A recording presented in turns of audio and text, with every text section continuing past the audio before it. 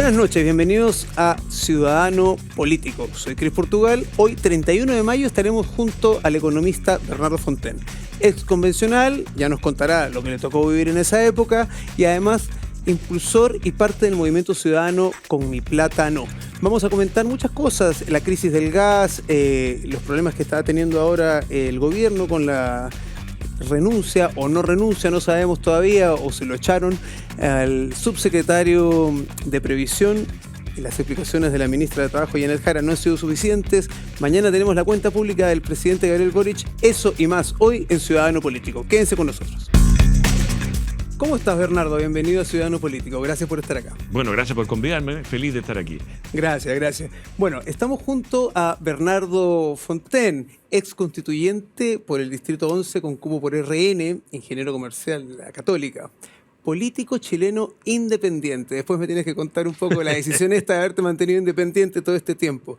Como convencional, fuiste un férreo defensor de los ahorros previsionales y hasta el día de hoy sigues muy ligado al movimiento ciudadano Con Mi Plata No. Después te abocaste a la campaña por el rechazo, cuando el 4 de septiembre ganó el rechazo contundentemente. Y además participaste en La Franja, que fue una franja bastante exitosa. También vamos a comentar un poco de eso. Cuéntame, de todo este proceso, de todo esto un poco lo que hemos conversado, ¿qué sabor te deja el proceso constituyente que vivimos en el que ganó el rechazo? Bueno, yo te diría que primero fue un proceso muy duro, ¿no es cierto? La convención tenía una dinámica muy agresiva, muy violenta, muy refundacional, muy de destruir lo que es Chile. Y por tanto ese fue un periodo muy angustiante. Pero evidentemente el proceso entero hoy día lo vemos como un tremendo alivio, ¿verdad? Un tremendo alivio de habernos zafado de una constitución que, como dijo Felipe Arbó, era un mamarracho, ¿verdad? Era una constitución mal hecha, que desunía a los chilenos, que no les entregaba espacio para que pudieran desarrollarse, para que Chile pudiera despegar social y económicamente, y en definitiva le entregaba a los políticos un poder gigante. Y eso es justamente lo que no hay que hacer. ¿Qué fue lo peor que te pasó o qué fue lo peor que viste en esta convención? ¿Qué es lo peor que tuvo la convención? ¿Por qué se rechazó tan contundentemente? Bueno, yo creo que en cuanto a la forma de desenvolverse, la forma de hacer política, fue la continua funa a los que pensábamos distinto, ¿no es cierto? Y la incapacidad de ver la realidad. Esto era los constituyentes que en un 73% en la práctica eran de ultraizquierda, estaban absolutamente obsesionados con refundar el país dentro de sus ideas y eran totalmente alérgicos, digamos, o rechazaban toda posibilidad de discusión. ¿Hubo un momento o un acto que te hizo un clic y dijiste, este proceso no va a prosperar? Mira, para serte bien sincero, eso fue antes. O sea, yo el día de la elección saqué mis cuentas y llegué a la conclusión que el 73% de los constituyentes o convencionales eran de ultraizquierda. Y por tanto, como necesitaban 2/3 para aprobar cualquier norma, ellos podían hacer lo que quisieran. Yo había estado en debate con muchos de ellos como candidato. Le había leído sus ideas, sus programas. Entonces yo tenía bastante claro qué es lo que querían. De manera que cuando entré a la convención, tenía obviamente toda la voluntad de dialogar, toda la voluntad de buscar algún acuerdo, de tratar de mejorar las normas. Yo era el único economista, por ejemplo, ¿no es cierto?, en la convención. Entonces, eso es impresionante. Yo eso sentía es un dato... como que mi función era también traer el cálculo económico, saber que las cosas cuestan, que en la vida hay que optar en las decisiones, ¿no es cierto? No se puede hacer todo, ni se puede prometer todo, sino que uno tiene que decir esto o lo otro, hay alternativa, hay que priorizar. En fin, toda una serie de elementos que el análisis económico ha resultado muy útil para todas las sociedades. Pero, así que yo no cejé desde el día 1 hasta el último día de conversar y de buscar acuerdos o de buscar cómo moderar, cómo mejorar pero desde un las inicio normas. tú tuviste claro que esto no andaba bien. Pero no había espacio, nunca lo hubo. ¿Y el proceso actual? ¿Cómo lo ves? El proceso actual es totalmente distinto. Nuestro proceso actual es un proceso mucho más racional, con mucho menos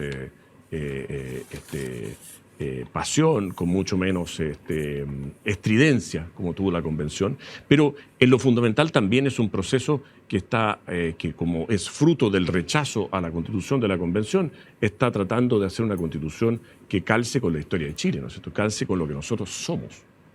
Y que tenga entonces normas racionales que mantengan la democracia, la libertad, que mantengan un buen funcionamiento del Estado, que no divida en plurinaciones Chile, digamos, ¿no es cierto?, sino que mantenga la unidad, en fin. En ese Ahora, sentido, con todo creo que es hasta donde conocemos, porque obviamente es un borrador sí, o sea, el texto del que están elaborando los expertos no está listo todavía. Creo que es un enorme avance, es una buena base, pero requiere mejoras, claro. ¿cómo evalúas el trabajo que han hecho hasta ahora los expertos? Yo creo que ha sido un buen trabajo. Habida cuenta además que hay una cosa súper importante que transmitir. Para mucha gente la convención fue una especie de circo, pero yo estuve adentro. Y La convención uno. La convención, claro, la convención que llevó al rechazo. La convención nunca fue un circo. La convención era una obra de teatro donde había un guión. Aquí había puros abogados, expertos de todo tipo, nacionales e internacionales, que tenían en la cabeza qué constitución querían. Y esa es la que escribieron. Y esa constitución es el programa de gobierno de Gabriel Boric. Por eso Gabriel Boric se quemó las pestañas, ¿no es cierto?, haciendo campaña por esta constitución en el plebiscito. Por eso su gobierno se jugó por ella. Por eso George Jackson dijo que sin la nueva constitución no se podía hacer el programa de gobierno. O sea, esa es la constitución que ellos querían y esa es la constitución que ellos quieren.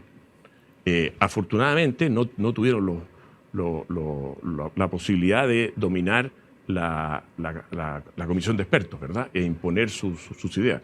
Pero es cierto que ellos quieren un sistema político que les permita capturar todo el poder. Eso es verdad. Es cierto que quieren limitar la libertad de expresión, la libertad de los medios. Piensa usted que la Camila Vallejo quería presentar un proyecto de ley al respecto. ¿Tú crees que el gobierno después de estas dos derrotas contundentes, porque fueron contundentes y además con muy pocos meses de diferencia, ¿tú crees que el gobierno sigue con la misma esencia, que no han cambiado, no han asimilado nada de esto? No, Este mensaje a la ciudadanía, me refiero. Por supuesto que yo lo veo insistiendo en su mismo dogma, en su misma manera de pensar, en su mismo ADN. Han moderado las palabras, ¿no es cierto? Y han moderado la forma de hacer las cosas. Pero al final, si tú miras, cuando se trata en lo fundamental, si tú quisieras resumir el proyecto de sociedad que tiene, el proyecto político que tiene esta izquierda ultra que nos gobierna, es entregarle a los políticos, especialmente a ellos, todo el poder posible. Eso básicamente. Entonces, cuando se trata de crear un sistema político, ellos querían un sistema político que le diera el poder. Cuando se trata que el gobierno discute una reforma de pensiones, ¿cuál es la solución? Que el Estado al final pavimentar el camino para que el Estado termine administrando los ahorros previsionales. Uno puede querer cambiar, mejorar, reformar la AFP, puede querer subir las pensiones, todo eso está muy bien y hay que hacerlo. Pero la solución de ello es que el Estado administre los ahorros previsionales. Cuando se trata de la reforma tributaria, ¿cuál es la solución? La solución es subir inmensamente los impuestos, especialmente a la inversión y al ahorro, lo cual es un error garrafal. ¿Para qué? Para que los políticos tengan más poder. En la salud, ¿por qué no se ha arreglado el problema de la ISAPRE? Porque en el fondo el gobierno quiere un sistema de salud estatal. Cuando se trata del litio, tenemos la inmensa oportunidad, nos ganamos la lotería, ¿no es cierto?, con el litio. Y para explotar el litio, ¿cuál es la solución del gobierno? Que el Estado tome el control de las empresas de litio.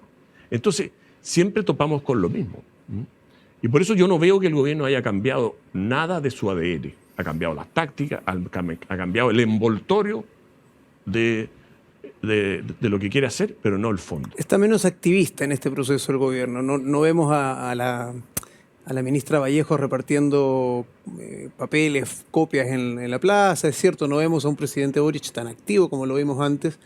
Pero bueno, fueron bastante rápidos y audaces en habilitar el nuevo proceso en un tiempo bastante corto después del triunfo del rechazo. ¿Tú estabas de acuerdo con eso? ¿Estabas de acuerdo con abrir un nuevo proceso inmediatamente o hubieses esperado? No tan inmediatamente. Yo habría esperado un poco que la cosa decantara más y creo que era muy importante llegar a un a un proceso donde quedara claro qué es lo que había ganado el rechazo. Y yo creo que eso es lo que no quedó perfectamente claro. Yo creo que este proceso, el que estamos ahora, me refiero al del Consejo Constitucional que se acaba de elegir, más los expertos que estaban trabajando desde antes, más el tema de los bordes y las bases, en fin, es un mucho mejor proceso que el anterior. Pero creo que efectivamente Chile Vamos se apuró. Se apuró en llegar a un acuerdo con el gobierno y no supo transmitirle a sus votantes qué es lo que ganamos, los votantes me refiero, qué es lo que ganamos con este acuerdo con el gobierno. A saborear y entender el triunfo que hubo, porque además hubo harto esfuerzo de muchas personas. Sí, yo creo que, bueno, eso ha sido un tema histórico, ¿no? A la centroderecha o a la derecha le cuesta saber ganar. Te tengo que hacer esta pregunta entonces entre medio, que un poco lo que había quedado pendiente antes. ¿Cómo te has mantenido independiente, tan activo en política, pero cómo te has mantenido independiente todo este tiempo? Ninguno de los partidos, no me digas que ninguno te ha coqueteado. No, pero más allá de eso, mira, yo creo firmemente en una sociedad libre, y democrática, donde cada persona pueda desarrollar su proyecto de vida, donde hay espacio para que Chile despegue económica y socialmente. Creo vivamente que una buena constitución lo que hace es entregarle más poder a las personas y ponerle más límites y obligaciones al Estado, es decir, a los políticos, porque el Estado no existe en sí mismo, lo administran los políticos, ¿no? Y entonces simpatizo obviamente con las ideas de centro-derecha y de derecha, pero no me siento llamado a ser parte específicamente de un partido. A mí me interesa que el proyecto de una sociedad libre y democrática gane. ¿Y gane por qué? Porque estoy convencido que moralmente, fíjate lo que voy a decir, moralmente es una obligación de que Chile se desarrolle, de que los chilenos mejoren su calidad de vida. Y para que eso suceda, tenemos que tener una economía de mercado, una economía social de mercado. Porque se ha probado en la humanidad que ese es el mejor camino para el desarrollo completo de la persona, en lo cultural, en lo social, en lo afectivo, en lo económico, en lo cultural. Entonces, eso me parece que es como una obligación moral impulsar eso. Y entonces, más allá de estar en un partido o en otro, lo que significa como ponerse una camiseta de un equipo de fútbol u otro, yo creo en el proyecto colectivo. Bien, sin duda te vimos, como comentábamos hace un rato, muy activo, sobre todo a través de este movimiento Con Mi Plata No, y tuvo efecto, caló en la población. Muchas personas que no entendían mucho lo que se estaba votando o no votando, por lo menos en ese punto, y esto lo demostraron las encuestas, estaba súper claro, la gente no quería que tocaran su dinero, sabían además que su dinero estaba ahí después de los retiros y entendían qué es lo que se estaba jugando en este plebiscito del 4 de septiembre. Bernardo, avancemos un poco en el proceso constitucional en el que estamos ahora. Tuvimos la elección el 7 de mayo con un resultado sorprendente, con un triunfo de republicanos con 22 ahora, consejeros. Fueron 23, pero lo que pasa es que ahora son 22 por la renuncia.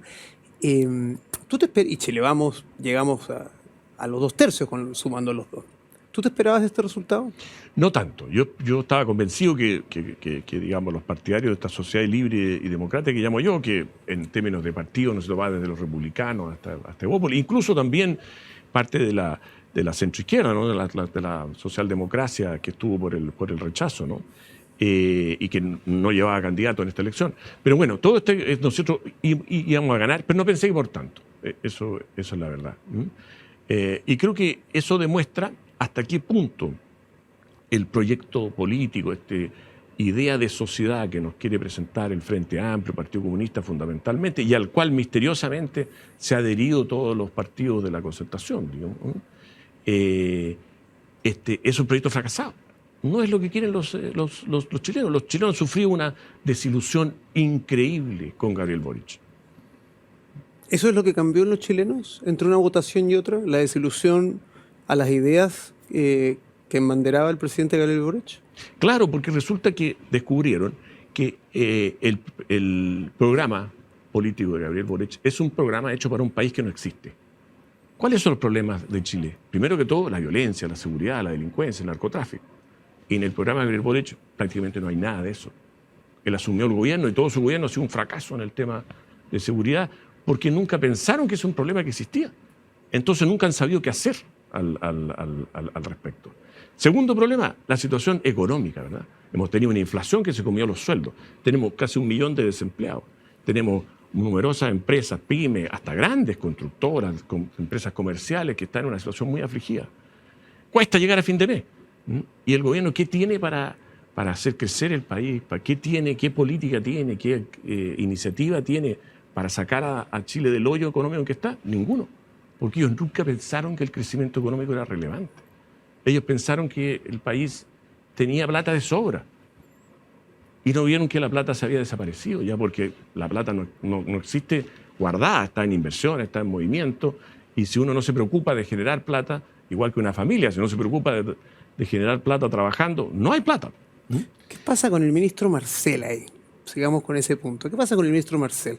Porque vemos a veces que defiende un poco lo indefendible, después, pero partió con muy buena proyección. Partió, en teoría, dando...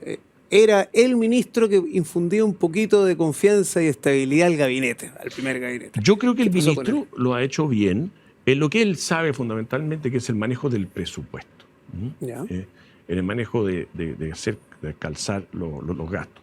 Pero su problema es que tampoco sabe qué hacer para que Chile crezca. Fíjate que el Fondo Monetario acaba de sacar una proyección de todos los países, cómo hacer el crecimiento de todos los países entre el 2022 y el 2026. Y Chile queda entre los 20 países que menos va a crecer en el mundo.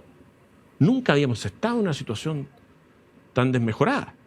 Entonces, no solo tenemos un problema este año, que estamos con una economía en crisis, sino que tampoco se ve que Chile vaya a crecer en los próximos años. Y si no hay crecimiento, bueno, ¿qué es lo que sucede? No hay buenas pegas, no hay buenos sueldos, no crecen los sueldos, no venden las pymes, no hay espacio para los emprendedores, no hay plata para la cultura, no hay plata para la educación, para la seguridad, ¿no es cierto? Y en definitiva hay una enorme frustración a las posibilidades de mejorar la calidad de vida. Y yo no veo que el ministro tenga claro eso. ¿Por qué digo eso? Porque fíjate que el ministro lo primero que hizo fue proponer una reforma tributaria. Y la reforma tributaria lo que hacía básicamente era cargar impuestos nuevos sobre el ahorro, sobre la inversión, sobre las personas que ahorran e invierten. Y todos sabemos que si uno carga impuestos sobre el ahorro y la inversión, ¿qué va a haber? Menos ahorro y menos inversión. Y un país con menos ahorro y menos inversión es un país más pobre, porque crece menos. Entonces, esa reforma estaba justamente, era un disparo en los pies de la posibilidad de crecer. En pensiones, que vamos a hablarlo después, también otra reforma mal encaminada. Sí, ahora vamos a ir a esa reforma, vamos a ir a un corte, pero antes de ir al corte, ¿qué consejo le darías tú en una palabra al ministro Marcel? Realismo.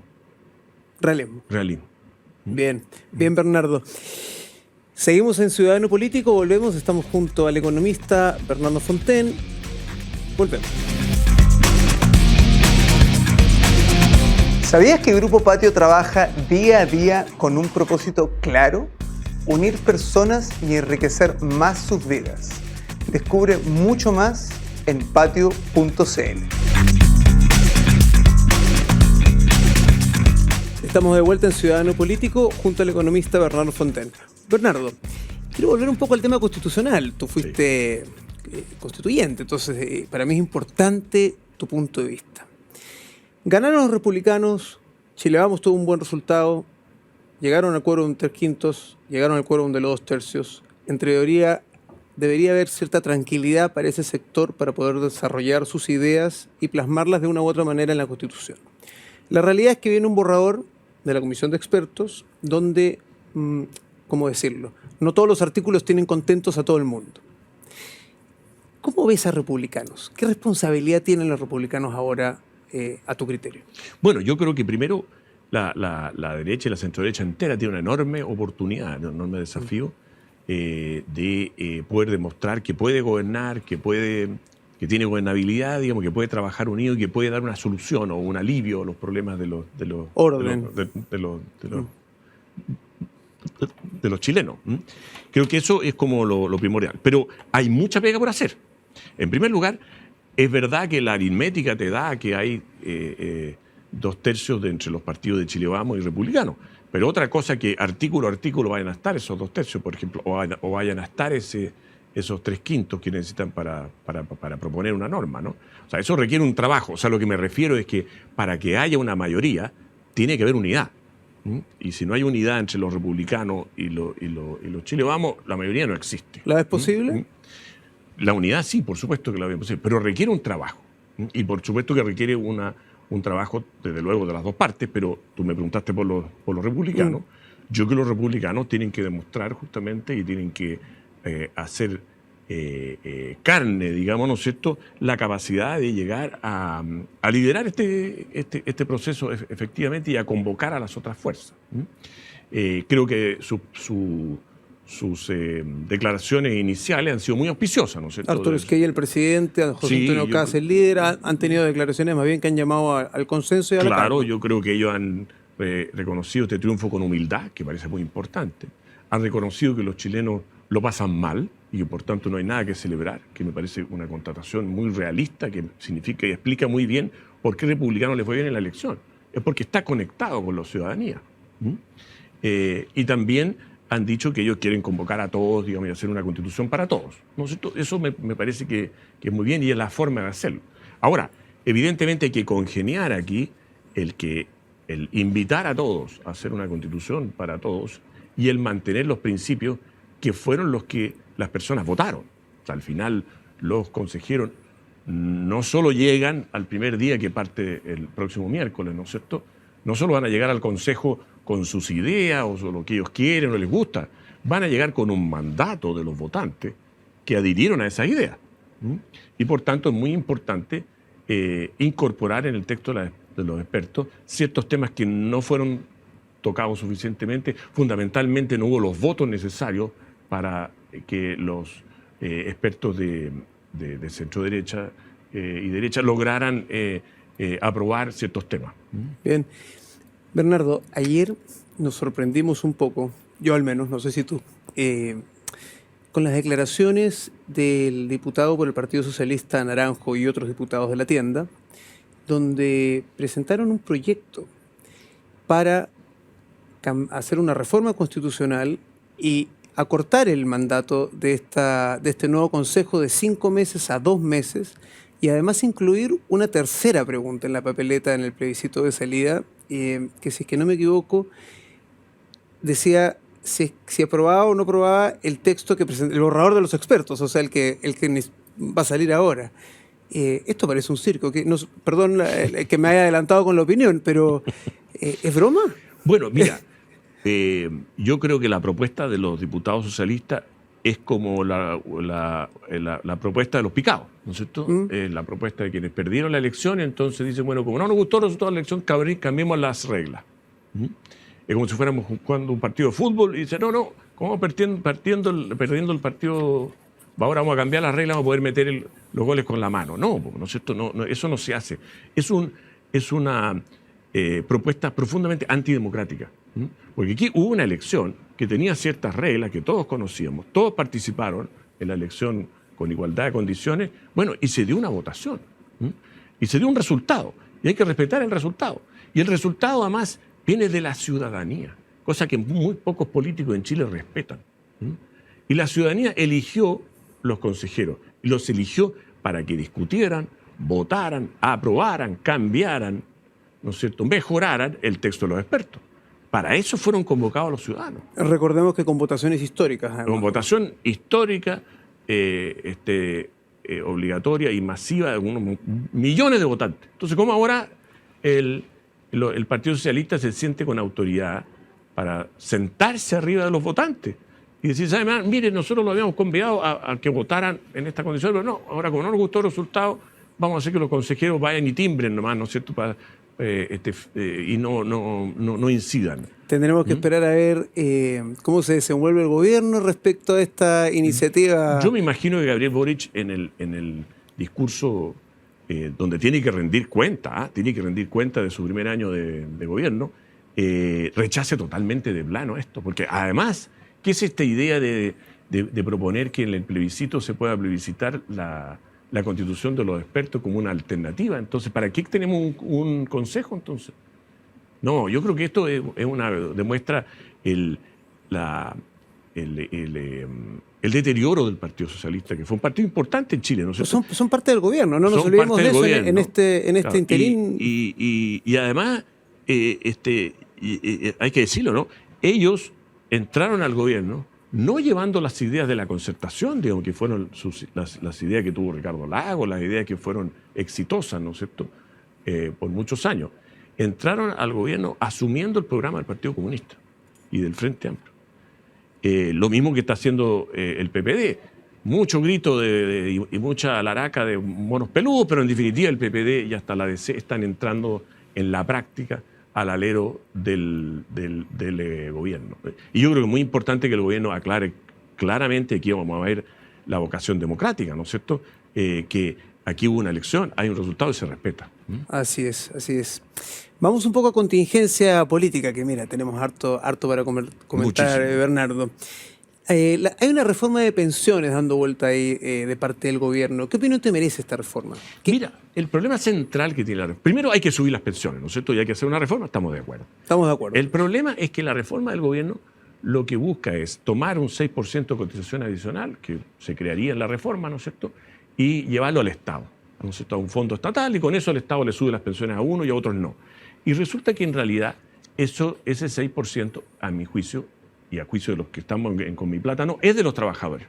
Y por tanto debe ingresar a sus cuentas individuales. A usted, señor, le tiene que entrar esta cotización a su cuenta individual para su pensión. Y segundo, y eso es lo que además masivamente en todas las encuestas piden los ciudadanos, y también lo han dado a conocer en las votaciones, ¿no es cierto? Tú mencionabas que en el rechazo, una de las causas del rechazo fue que la Constitución buscaba esto mismo, ¿no es cierto? Buscaba pavimentar el camino para estatizar los ahorros previsionales. Y segundo, lo segundo que propone la reforma es crear una serie de estructuras, digamos, y de cambio, en fin, para reemplazar la AFP por un administrador estatal. ¿Y quién quiere que el Estado le administre sus ahorros? Porque cuando el Estado le administra, si lo administran como el gas, estamos sonados. Bueno, para empezar, ¿no es cierto? Pero además, esa es la forma de poner en riesgo nuestros ahorros. Porque imagínate, si el Estado administra los ahorros previsionales, si atiende mal, no hay a quien alegarle, ¿no? Y si resulta que llega algún gobierno futuro que le falta la plata y le echa mano a los ahorros previsionales, ni siquiera nos vamos a enterar. Recordemos el caso de Argentina cuando los Kirchner... Así fue. Tomaron toda la plata de las AFP, la embolsaron al gobierno y hoy día creo que hay personas casi sin pensión.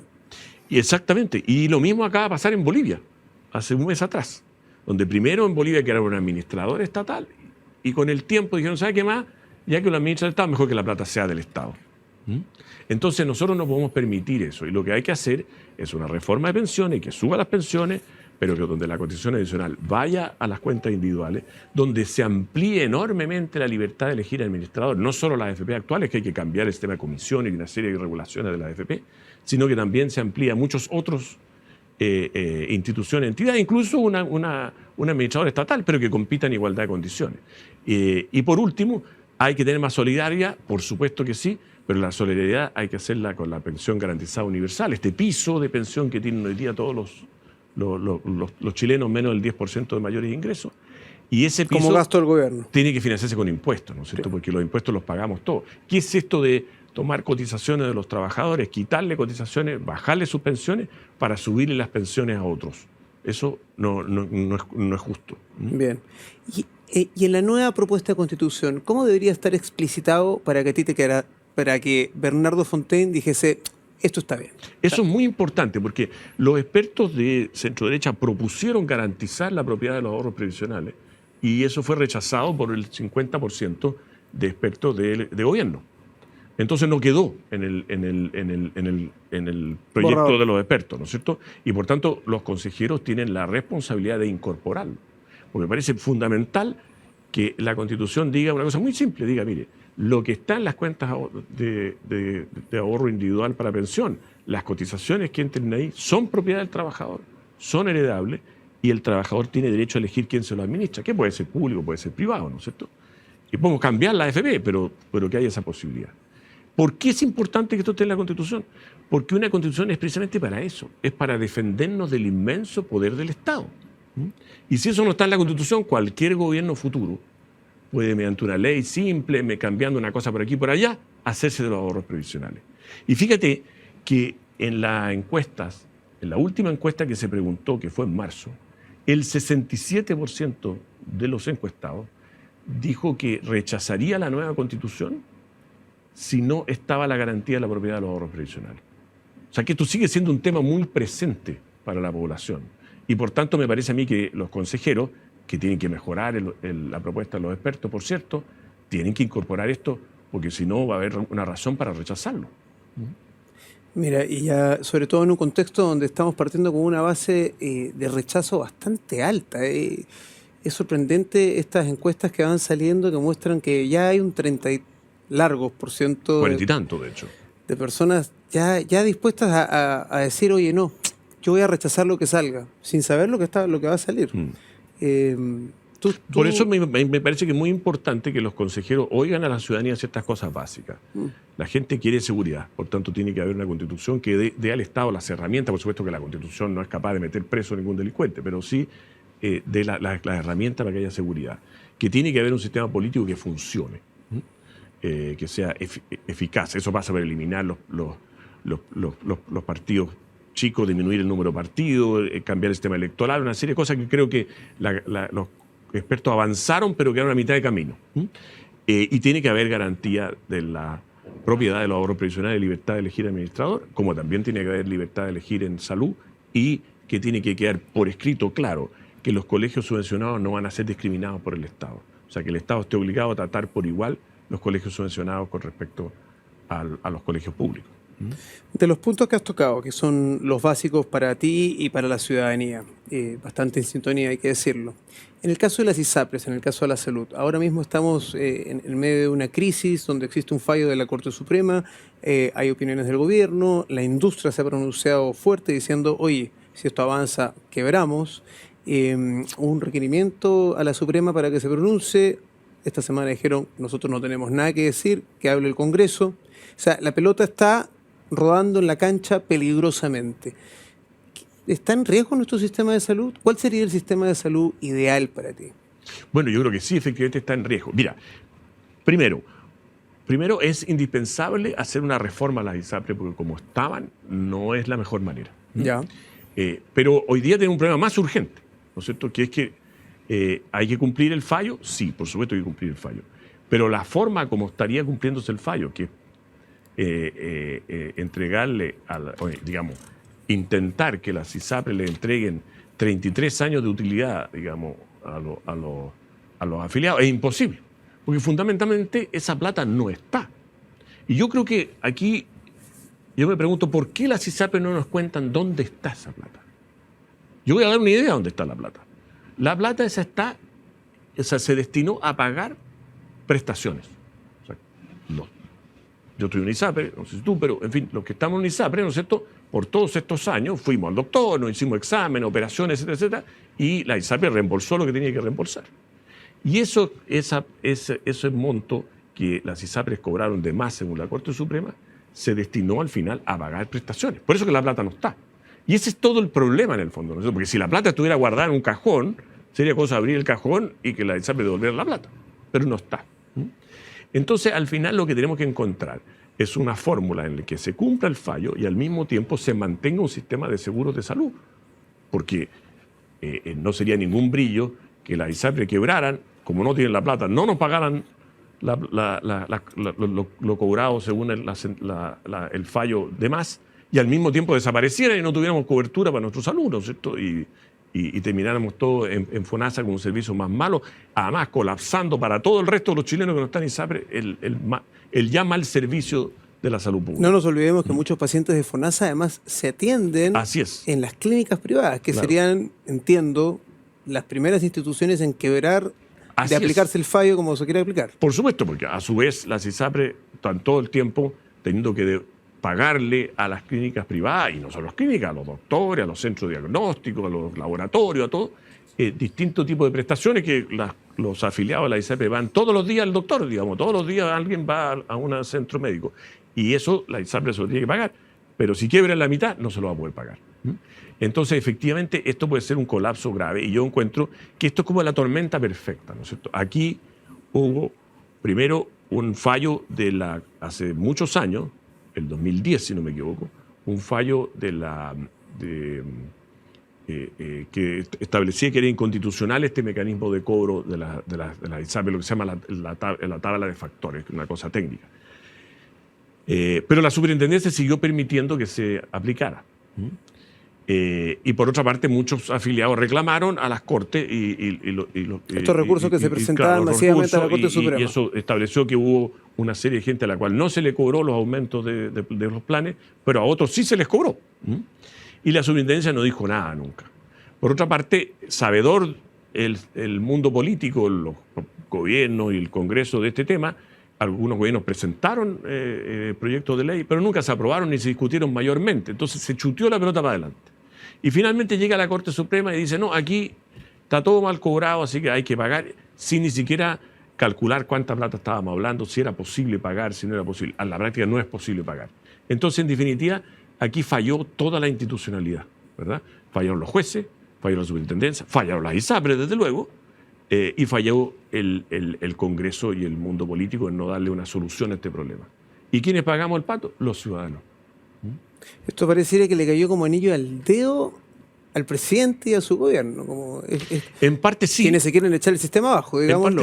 En parte sí, porque resulta que el programa de gobierno de Gabriel Boric lo que buscaba establecer era que todos fuéramos obligados a ir a FONASA. La constitución de la convención, la que salió rechazada el 4 de septiembre, lo mismo. Y ellos lo que querían era que todos fuéramos a FONASA y entonces solamente las personas que tuvieran altos ingresos de su propio bolsillo, sin reembolso de ninguna institución tipo ISAPRE, FONASA, pudieran pagar la salud privada. ¿Cuál es el problema que tiene eso? El problema que tiene eso es que primero eso colapsaría la salud pública inmensamente y segundo produciría una tremenda injusticia.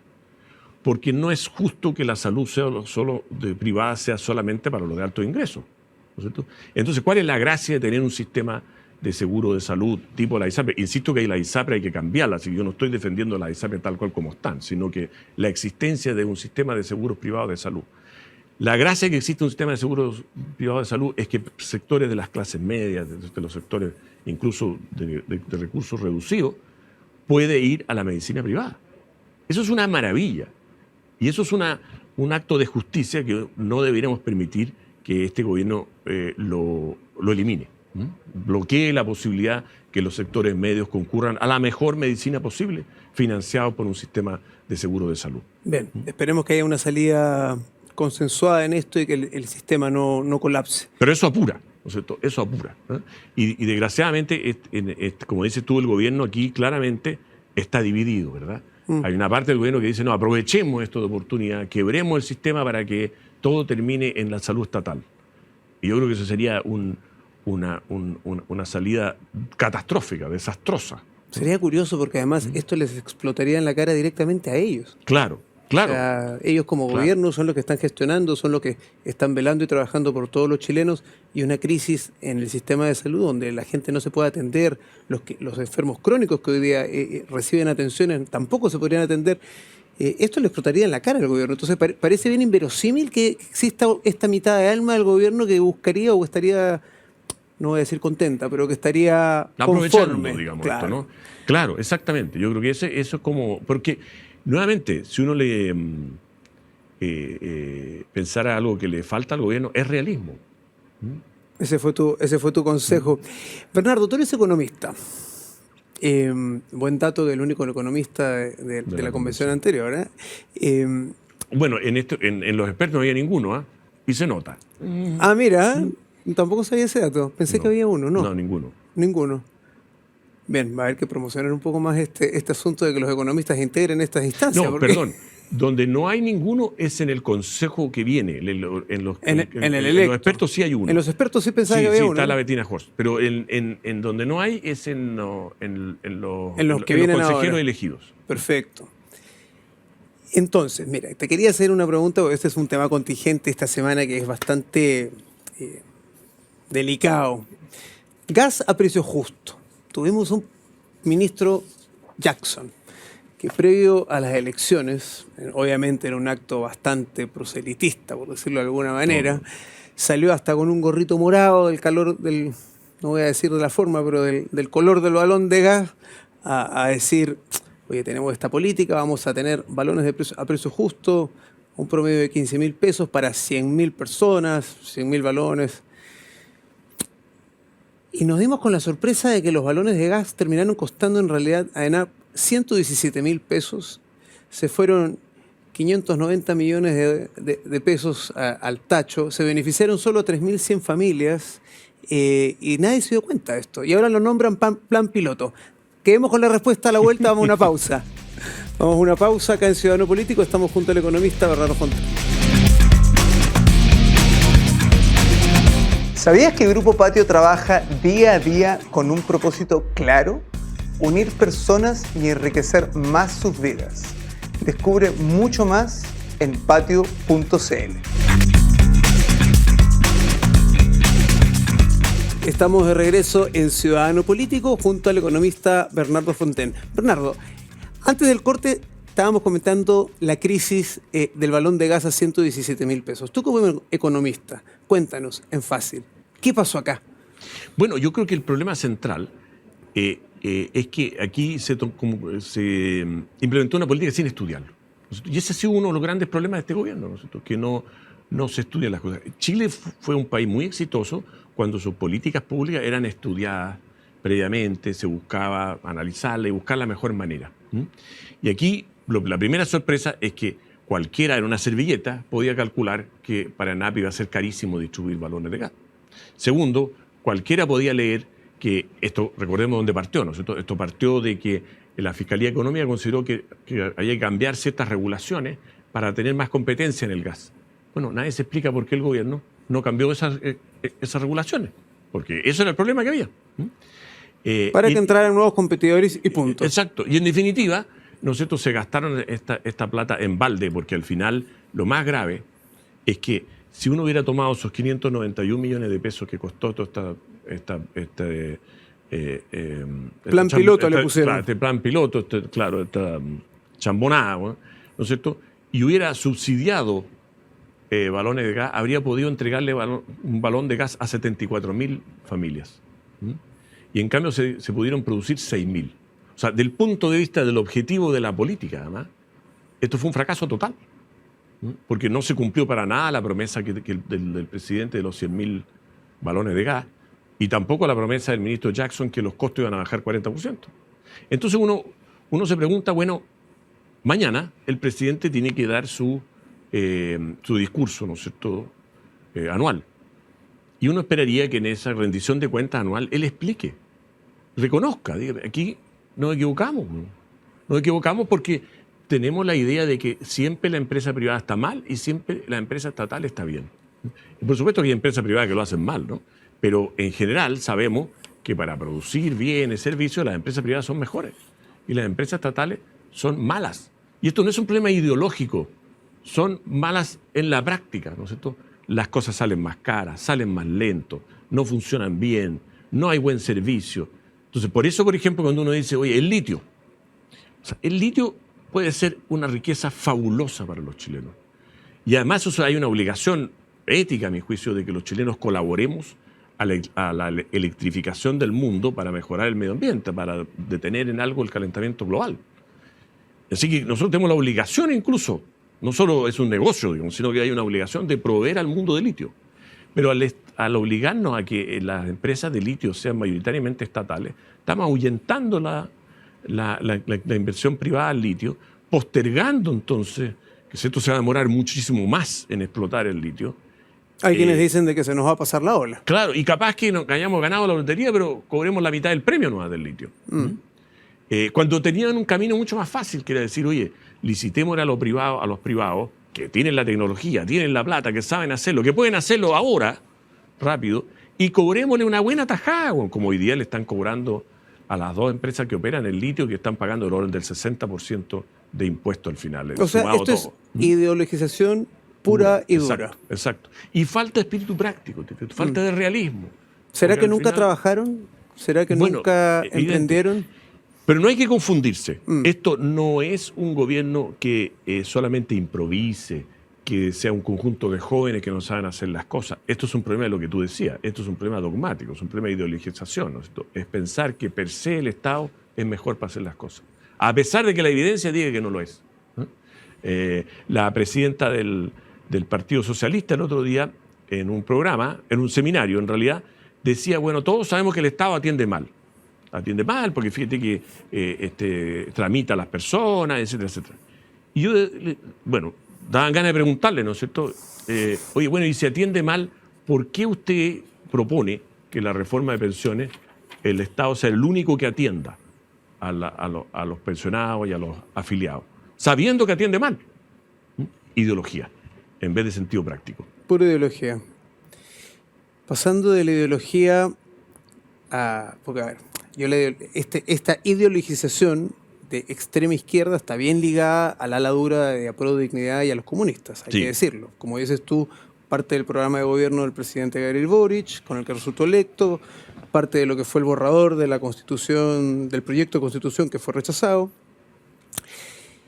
Y se dan estas discusiones. Ahora lograron aprobar a puertas de la cuenta pública anual el aumento del sueldo mínimo gradual, pero sin oír a las pymes. El gran reclamo de las pymes es que no fueron escuchadas. ¿Qué opinión te merece esta aprobación reciente de este proyecto de ley? Bueno, yo lo veo como el esfuerzo. Estamos todos claros de que los sueldos tienen que subir. Evidente, ¿no es cierto? O sea, lo que más uno quisiera, un salario mínimo más alto, ojalá fuera $1.000.000, ¿no es cierto? Pero evidentemente la economía no es capaz de pagarlo, por eso las pymes. No se puede. Y claro, y también hay que oír a los desempleados. O sea, hoy día hay 900.000 desempleados y creciendo, ¿no es cierto? Esas son personas que buscan trabajo y no lo encuentran. Si uno les pone salarios mínimos más altos, es más difícil que encuentren trabajo, porque es más difícil contratar. Cualquiera que tenga un emprendimiento, un negocio, una empresa grande o chica, le va a costar contratar trabajadores y sale más caro contratarlo. Entonces uno tiene que decir, mire, aquí yo voto a favor de los 900.000 desempleados para que ellos encuentren trabajo más rápido, o voto por subir el salario mínimo. Esa es la discusión real. La discusión no es real, oye, subamos el salario mínimo gratis. O sea, si así fuera, obviamente todos tendríamos que subir el salario mínimo y muchísimo más. El problema es que esto tiene un costo en el empleo. Entonces, la pregunta es, la ministra Jara, que acaba de tener un bochornoso evento con su subsecretario de Previsión, que no sabemos, todo muy turbio, ¿no? O bien el subsecretario cometió un acoso, lo cual ya es turbio. Estamos hablando de Cristian Larraín. Exactamente. O bien la ministra lo echó y se aprovechó de inventarle una historia, ¿no es cierto? Que también es muy turbio. Curioso echarlo a puertas de una discusión de la misma reforma. Totalmente absurdo haber echado al ideólogo de la reforma en la mitad del proceso. Pero hay una razón ahí que la voy a decir después. Entonces, a lo que iba yo es que la ministra Jara no le ve uno ninguna preocupación por el desempleo. Ella no está tomando ninguna medida para ayudar a las 900.000 personas que tienen el drama del desempleo. ¿Y qué uno piensa? ¿Para qué uno gobierna un país?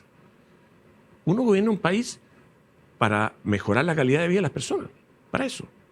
Y específicamente gobierna, por ejemplo, para que todos los chilenos, o el máximo posible, tengan empleo. Porque el empleo es como lo más básico, ¿no es cierto? El empleo no solamente significa un ingreso, ¿verdad? Significa la posibilidad de tener un cierto nivel de vida propio, sino que además tiene que ver mucho con la autonomía, ¿no es cierto? Con mirarse al espejo y sentirse haciendo algo útil. Entonces resulta que esta ministra corre el riesgo de transformarse, en vez de la ministra del Trabajo, en la ministra de los sin trabajo, porque no se le ve a ella realmente una preocupación por ese tema. Volviendo al tema de Cristian Larraín, antes que se me olvide. Mira, lo más notable es que lo que él dice que es inocente de los acosos que le acusa la ministra, y dice que lo que sí él hizo fue calcular y proponer una reforma de pensiones totalmente distinta a la que propuso el gobierno, porque la que tiene el gobierno no tenía los votos para ser aprobada. Una reforma distinta que respetara la propiedad de los ahorros y la libertad de elegir administrador, y que por eso lo habrían echado. Porque en el fondo él habría demostrado, lo mismo que hemos dicho con Mi Plata No hasta el cansancio, que perfectamente se pueden subir las pensiones sin necesidad de violar la propiedad de los ahorros previsionales. La ministra dice, no, la única forma de subir las pensiones es que existe un fondo estatal al cual vayan las cotizaciones adicionales. Y eso no es cierto. Bien, bueno, tenemos que esperar unos días para ver qué desenlace tiene esta historia bastante rara. El ex subsecretario Cristian Larraín, no se ha quedado callado. Ha salido y ha dado varias declaraciones. Yo tengo la intuición de que esto va a seguir y que sea cual sea el final de la madeja, yo creo que todas la vamos a conocer, Bernardo. Yo espero que sí, yo espero que haya transparencia, así como espero que mañana... No va a haber transparencia, él va a hacer que sea transparente. Bueno, sí, yo lo veo muy empeñado en eso. Sí.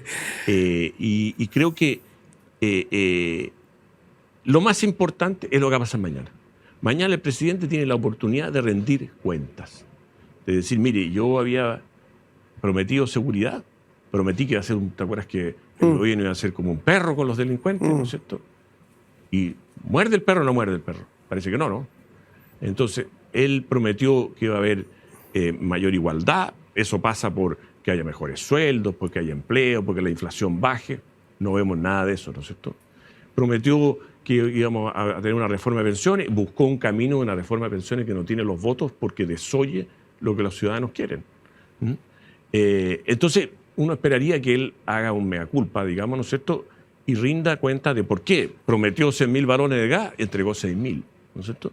Entonces, vamos haciéndonos responsables, ¿verdad? Vamos a esperar el mensaje de mañana, sin duda, vamos a estar todos atentos y lo vamos a comentar probablemente en redes sociales y por interno en los próximos días.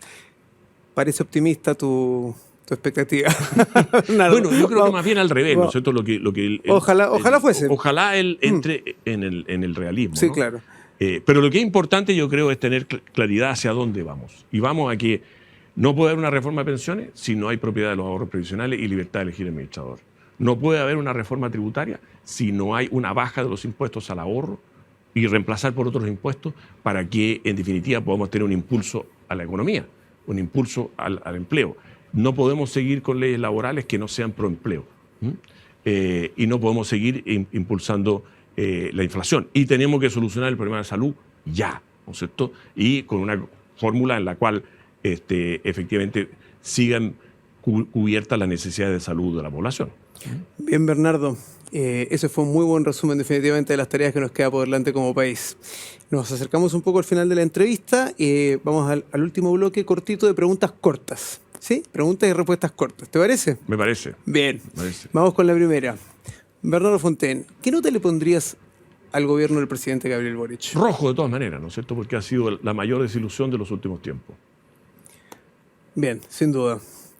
Bernardo, ¿cuál ha sido el mejor piropo que te han tirado? Es una pregunta difícil, ¿eh? No, sí, fíjate, no sé cuál ha sido el mejor y no lo tengo en recuerdo, pero estaría feliz de recibir alguno hoy día, digamos, así que... Atento al Twitter. Atento al Twitter. A las personas que nos están viendo, por favor, a través de Twitter, un piropo acá a Bernardo Fontaine. Y lo conversamos después. Prometo recordarlo el próximo, de todas maneras. Bernardo, ¿cuál es el político peor evaluado para ti del actual gobierno?